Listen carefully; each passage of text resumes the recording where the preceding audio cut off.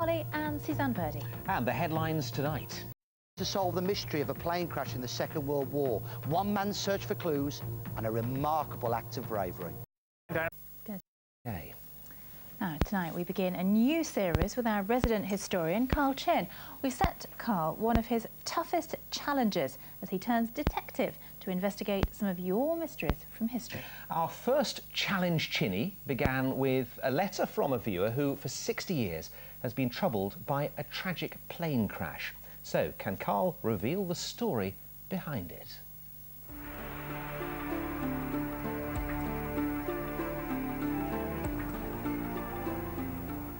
I'm here in Alsager near Stoke for our first history mystery, and I'm going to be talking to a chap called Derek Fernio. Now, when Derek was a lad during the Second World War, he recalls that there was a plane crash near here, on the site of an old farm that's now the cricket club. Sadly, the pilot of the plane died. Derek, what are your recollections of that day? Well, in 1942, I was a 10-year-old schoolboy and we heard an explosion in class. And when I came home from school, my mother told me that she'd seen a wing fall off an aeroplane and it crashed into the field behind our house. And we came up here and there was bits of plane in the trees in here. And from that moment on, it's become an obsession with me to try and find out more details about this crash. Sheila Bailey, in them days, your family owned the field where the plane crashed. What are your recollections? I remember coming home from school at 5 o'clock to be told a plane had crashed in our top field. In my mind, I've always heard that he was Scottish and he had red hair, but that may not be right. I don't know. We tried Alsager Library to see if there was any information there, but probably because of censorship during the Second World War, there's no record of the crash.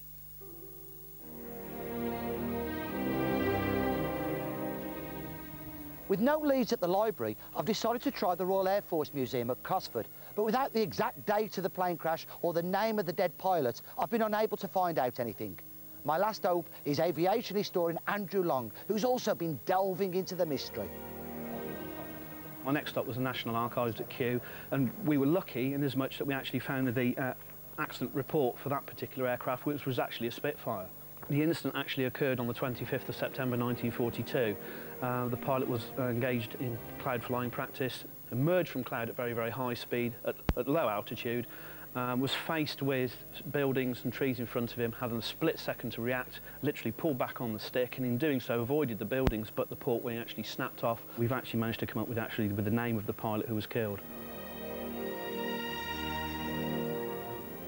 This information is going to mean such a lot to Derek. Let's go and tell him what we found out. I can reveal to you that you were right. Your memory was correct. There was a plane crash in Alsager in 1942 in the field. He was just 21. He was from Bristol. His name was Sgt J McNamara, and he died a hero. He did try and avoid the buildings, especially the school, and he's buried in Bristol. He's buried in Bristol. Well, that is absolutely splendid. I just can't tell you how thrilled I am. I'd very much like it put a plaque or some sort of a memorial in the grounds of the cricket club, and so that future generations would remember this chap for what he did.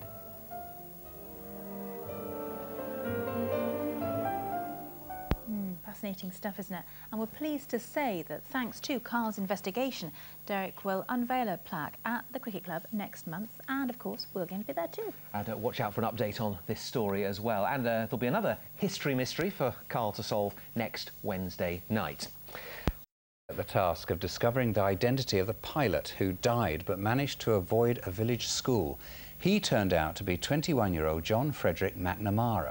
Mystery solved. Well, not quite. It wasn't easy, but Carl was determined to find out more about this brave young man and managed to track down his younger sister.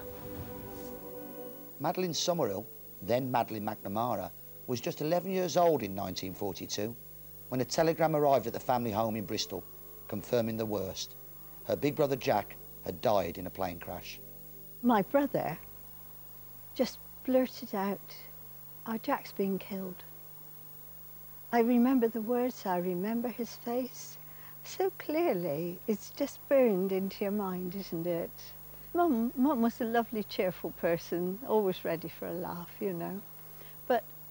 But it hit her terribly, yes. And she wore black for ages. His death has never been forgotten by one Midlands Today viewer.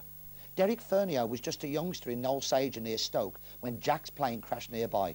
Well, in 1942, I was a 10-year-old schoolboy and we heard an explosion in class. And when I came home from school, my mother told me that she'd seen a wing fall off an aeroplane and it crashed into the field behind our house. And we came up here and there was bits of plane in the trees in here. And from that moment on, it's become an obsession with me to try and find out more details about this crash. Jack could have parachuted to safety, but instead he stayed with his plane so as to miss the village school. We had no idea. We had been told it was a flying accident, the plane crashed and he was killed. Anything else is total and complete surprise and mystery. Jack was full of fun. He was a great lad. Sometimes I suffered because of it, being his young sister. And he thought up all sorts of pranks to play on us all. But he was a good lad. This is Greenbank Cemetery in Bristol, where John Frederick McNamara, better known as Jack, is buried. 65 years on from his death, our research has not just helped Madeline to understand more about her big brother, but it will also leave a lasting tribute. Later this month, a plaque will be unveiled in Alsager to recognise Jack McNamara's bravery. Derek, who's organising the commemoration for your brother Jack, has asked me to ask you if you would come up to Alsager in the next few weeks as the guest of honour at the unveiling of a plaque in his memory. I'd love to. I'd very much like to. What would your mum have thought of all this now? Oh, she would have been so thrilled. Sorry. God bless him. Oh gosh, isn't that moving? Indeed. Yeah, it was, wasn't it? Oh, wow. Well, the plaque will be unveiled in Alsager on the 25th of September, and we'll be there as Derek Ferneyhoe and Madeline Summerall meet for the first time.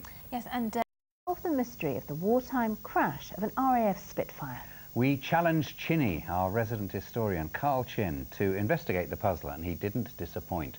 The last piece of the jigsaw was the unveiling of a plaque to Sgt Jack McNamara, and our reporter Ben Godfrey was there.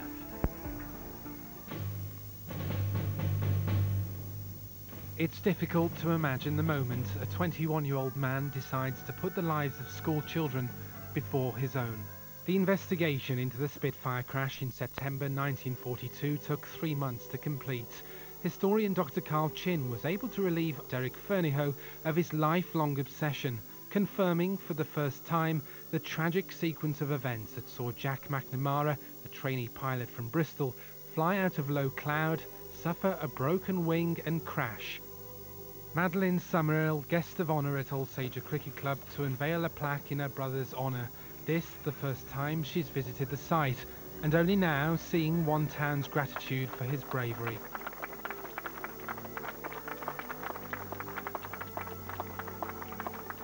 Jack could have saved himself with his parachute, but he didn't. And in my eyes, that makes him a hero. And a minute's silence was observed.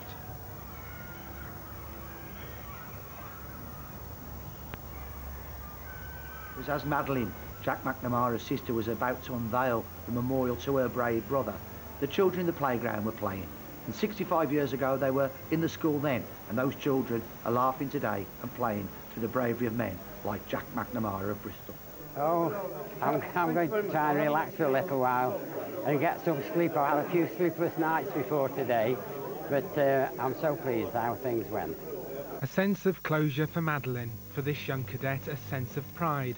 65 years on to the day, finally, a lasting tribute to an heroic pilot. Ben Godfrey, BBC Midlands Today, Alsager. Oh, what a day for Madeline. It was very powerful, wasn't it, when she was speaking? I mean, so many years on, 60 plus years on. I know, real tearjerker still, isn't it?